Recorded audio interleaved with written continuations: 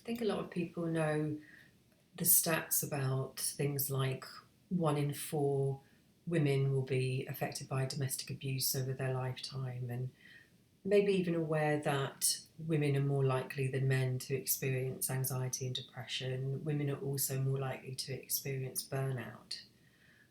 But I think there needs to be a bit more of a kind of understanding about what those pressures mean for women day to day in our lives. That there's quite a lot of pressure for us to take care of ourselves and to think about our health and well-being as well as our families and everybody else around us. And the reality of the challenges that women face are quite specific because they are to do with gender inequality. So it means that it can be almost like setting an unreal expectation around how much we can do to take care of ourselves, to make sure that we are following through on the intentions that we set for our own health and well-being. Because if 1 in 4 of us are likely to experience domestic abuse, and we are just in general more likely to experience mental health problems like anxiety and depression, then how can we prioritize our mental health? How can we find time to do that? It feels like it's more about survival, like it's more about how we keep ourselves safe, how we keep our children safe, what we do day to day to survive. And I think more people need to name that. It kind of needs to be married up a bit more in terms of there's some awareness about the challenges that women face, which are specific to being women. But then how do we carry that every day? It's really challenging. Um, so having worked in the field of domestic abuse for a long time, so I started out in 2009, but I'd done some work volunteering with clients before that, so kind of had quite a good idea of some of the challenges that women were facing. But I've worked directly with hundreds of women in really challenging circumstances, and I often think about how anyone, especially women in those circumstances, can think about putting their health and well-being needs first, because that's a conversation that we have. It's kind of the foundation to everything else, because it's really hard to support someone unless they care about themselves. Like, how is that? It's not possible to move forward. So that quite often is the starting point, thinking about how you can put yourself first in a lot of ways. And so I think there's learning from that, which can apply to anyone in any sort of situation.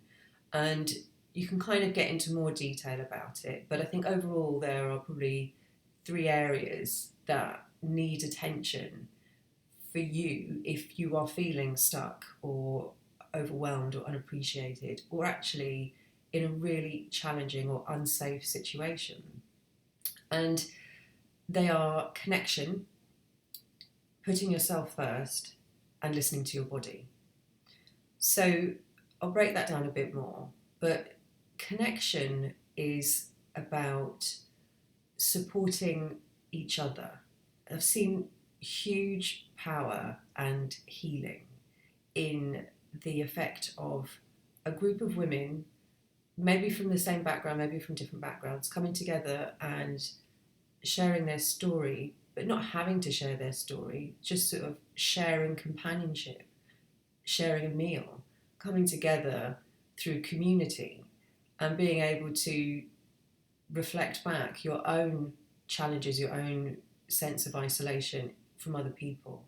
So the impact of that alone can be life-changing.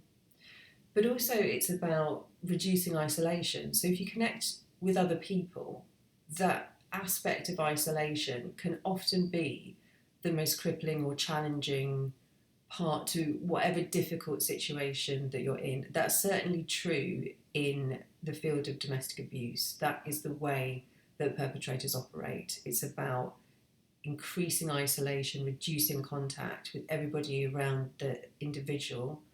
And that's really effective because it breaks that level of communication with the outside world. It means you don't have support, you don't have things reflected back to you about what your situation is like, but also you don't have any sort of support or lifeline or somebody to care about you. As well as that link to other people, quite often other women, and shared experience, it's also that connection to help. So that might be connection to your GP, it might be connection to your local school, it might be connection to just being more active in your community to feel better and more sort of part of something, which is crucial. But it's crucial in terms of safety for sure. So connection is number one. The second one is, which I've already mentioned, but it's about putting yourself first. And it's actually not that easy for women. That's not really the way that we are programmed, if you like, that we are supposed to look after our children first, which we all do, but you've got to put the oxygen mask on first. And that, I mean, I've used that phrase so many times with clients because they are just so focused on their children's needs. But you have to take care of yourself in order to take care of your children. But also you have a right to be happy. So you've got to put yourself first in terms of being able to make good decisions. If you put yourself first as a mum, as a CEO, as a leader, as somebody who shows up in the community, then you're showing other people that you care about yourself and that you are making positive, courageous decisions.